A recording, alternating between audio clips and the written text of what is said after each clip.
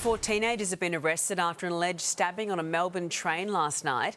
Emergency services found a 16-year-old girl suffering from non-life-threatening stab wounds at the Batman railway station in Coburg North before 9 o'clock. Four teens aged between 14 and 16 were arrested a short distance away.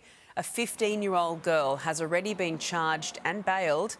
The three others, all boys, have been released but are also expected to be charged.